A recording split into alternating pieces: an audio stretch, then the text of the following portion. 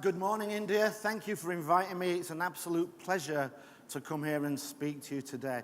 And today I want to talk about creating the can-do mindset, because it doesn't matter how good, how talented, how skillful our teams are if they don't have the can-do mindset. Without that attitude, you are never going to achieve your full potential and become a high-performing team. Zig Ziglar says it's our attitude, not our aptitude, that determines our altitude. And I agree with this 1,000%. And why do I agree with this? Well, it's because throughout my 30-year career, I have outperformed people who were smarter than I was. I've outperformed people who were more technically gifted than I was, who were more highly qualified. And that was all because I had that can-do mindset. I've delivered projects that dozens of people shied away from because they said it couldn't be done. And I thought, come on, let's give it a go. And went in and looked to deliver it. And when we have that can't-do mindset, we actually start to think that things become difficult to do or are impossible. And when we see it as impossible, we're probably not even going to try. And not trying is the first and last step on the road to failure. Now, how many of you have seen this sign? Hands up, have you seen this sign? In every single IT department I've ever worked in or visited, there's been this on a cubicle. Good, fast, cheap. Pick any two. But this is defeatist thinking. If you do not think that faster, better, cheaper is possible, then you are going to create a can't-do mindset. And if you're a leader, you're actually going to create that can't-do mindset as a culture within your organization. And that's going to be bad for both your career and also potentially for your business. Because now, in today's hyper-competitive world, there are only two types of businesses.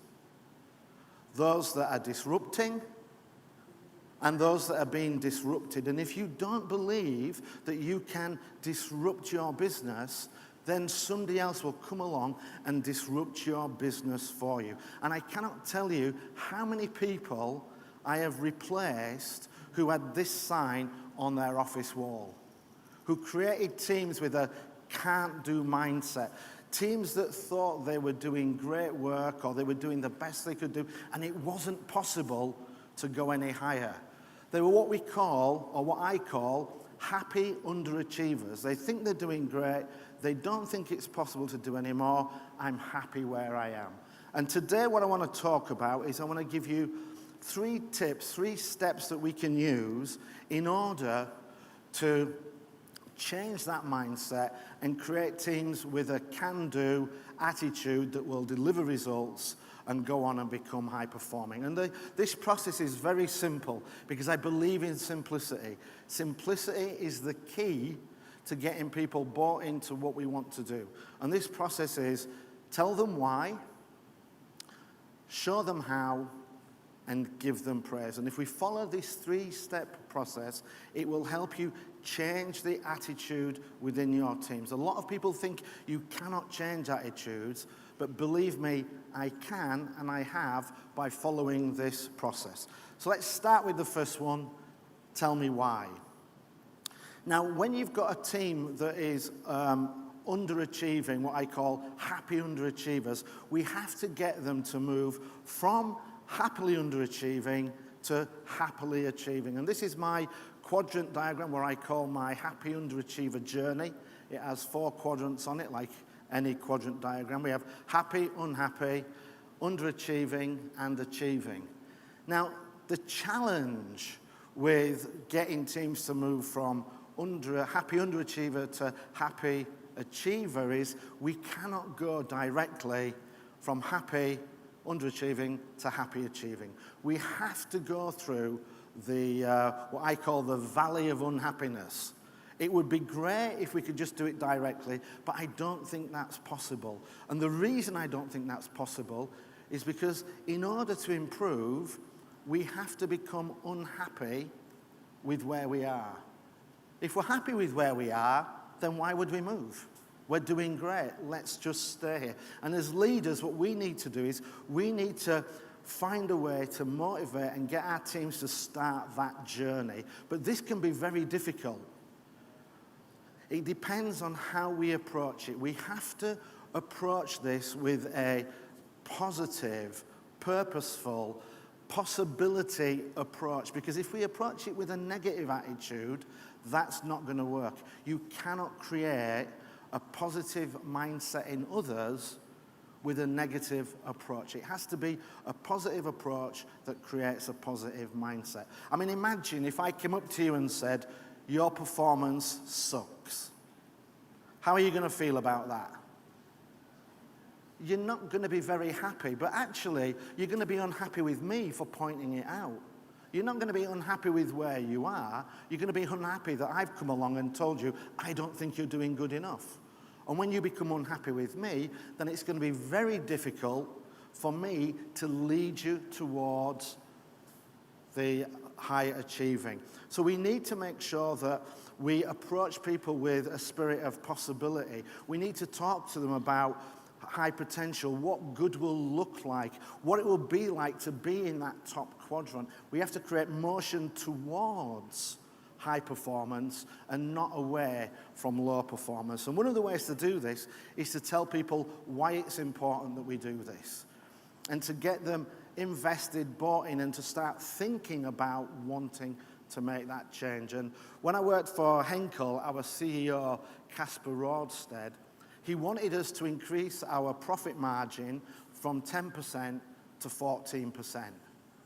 And when he announced this, everybody in the company said, a 40% increase? We can't do that. That's not going to work. Even the market said, this is not going to work. And when you have that can't-do attitude, you get your brain focusing on why it's not possible, why we can't disrupt our business, why we can't achieve it. And our brains are incredibly powerful. And if we put it on the path of searching for why not, we will find dozens and dozens of reasons. So we need to get them thinking positively. And what Casper did was, when he talked about the move, he said, but imagine if we have 40% margin. This will make us cash rich. This will fill our coffers and put us into a position where we can go and acquire other companies. It will make us more competitive. It will make us stronger. Your jobs will become more secure. And as we grow, you'll get better opportunities and you'll get bigger paychecks and bonuses. And with this, the team are now interested. And once you get them interested, now they're going to start looking for ways to improve. They're going to at least be prepared to start that journey. We mustn't let them go too low in that valley of depression. We've got to try and keep them high and moving and thinking about the high performance. And once we've got them thinking, I just forgot one part there. And what he said to the people was that if we do that, we've two choices. We can become predators or we can become prey. And when he put that question, what do you think people decided they wanted to be? Predators, exactly. Everybody wanted to work for a stronger company. Everybody wanted to work for a company that was acquiring, that was on the move, that was growing. And once we start to get them moving forward, then the next step is we've got to show them how. People, in my experience, are not afraid of hard work. They're afraid of failure. And when they think they're going to fail, this gives them that can't do, won't do mindset. I mean, why should I even bother trying something where I know I'm going to fail? And as leaders, it's our job to show them how, to create that belief, to get them thinking that maybe this is going to be possible. And I wanted to give you a little example from my own life of where I use this approach actually on myself and with my friends. And I'll cover one with an IT department I ran a little bit later. But in August of 2012, if you'd have said to me, Gordon, can you run a marathon? And I would have said to you, hell no. No chance. The furthest I've ever run in my life is 10 kilometers, and that was 30 years ago. I can't do it, I don't want to do it, I'm not going to do it. I even tried to run a 10K. The team that I was leading, we had a corporate event, and they said, come on, run the 10K with us. I tried, I trained, I failed, I couldn't do it. And then in September, I had 7 friends who all announced at the same time that they were going through chemotherapy. They got cancer and they needed treatment, and I wanted to do something to help them, and I thought, what can I do? What can I do? Maybe I could raise some money. Okay, I'll raise some money. How can I raise some money? And then I thought, damn, I'm going to have to run a marathon. And I thought, okay, and I went away and I started thinking about how could I do it, something that previously I didn't think I could do, but now I wanted to do it. And then I saw my 2 best friends, and I said to them, guys, I'm going to run a marathon in 6 months' time. And they said, slow down there, Haile Selassie. Let's just look at it. You're too old, you're too fat, you're too unfit, it's not going to happen. But in reality, what they were doing was they were sharing their own can't-do mentality with me. They were trying to impact that into me because they didn't think they could do it. They were younger, fitter, healthier than I was, and if they couldn't do it, then I couldn't do it. And I said to them, but I have a plan. And they said, okay, let's hear this plan. And I said, well, my plan is that first week, I'm going to run 15 minutes a day. And they said, okay, you could probably do that. And I said, then I'm going to take Saturday off, and on Sunday, I'll run 20 minutes. And they said, yeah, that sounds like it will work. And then I said to them, the second week, I'm going to run 20 minutes a day. I'll take Saturday off, and on Sunday, I'll run for 25 minutes. And they said, yes, if you can do the first week, you'll be able to do the second week. And I said, the third week, I'm going to run for 25 minutes a day. And they said, and then on Sunday, you're going to run for 30 minutes. I said, yep. So your plan is to just run 5 minutes a day every single week. And I said, yeah. And if I do that, over a period of 26 weeks, I'll put myself in a position where I can run for 4.5 hours. And if I can run for 4.5 hours, I'm going to be able to do the marathon. And they looked at me and they said, okay, we'll do it with you. And by showing them step by step how we were going to be able to go from being fat, unfit, too old, non-runners, by slicing that elephant and becoming runners, it changed their mindset from can't do to possibly can do. Now, I hadn't made the marathon drop from 42 kilometers to 22 kilometers. It was still 40 kilometers. We're still going to have to train 6 months, 5 days a week. But it wasn't the hard work that they were afraid of. They didn't think they were going to succeed, and this is what was stopping them from even trying to run a marathon. 6 months later, we completed the marathon, and I've now run over 12 marathons. So we have to get ourselves from that can't do into the can do by showing ourselves and showing our teams how they're going to be successful. And as leaders, it's our job to show the way. If we don't know how we're going to get from where we are to where we need to be, then we shouldn't be in a leadership position. Now, once we get people started on that journey, the next thing we need to do, and this is the most important, and I cannot stress how critical it is we've got to give our teams praise. As the gentleman before said, you know, what gets praised, what gets recognized, gets repeated. And once our teams start to step out onto this journey, we've got to recognize them. We've got to give them praise and feedback for taking the journey. And when I mention this to companies, quite often they'll say to me, yeah, but we can't celebrate at the start. We wait until we've had big successes to celebrate and recognize people. And then when I ask them, how many big successes have you had in the last year, 2 years, 3 years? whilst they're scratching their heads and saying, actually, we haven't had very many, I am not surprised. Because if you wait until the end to start recognizing and celebrating people, you will be waiting forever. It's at this point that I ask them if they have any children. Hands up if you have any children. And I ask them, what did you do when your child took its first 2, 3 steps and dropped onto its bottom?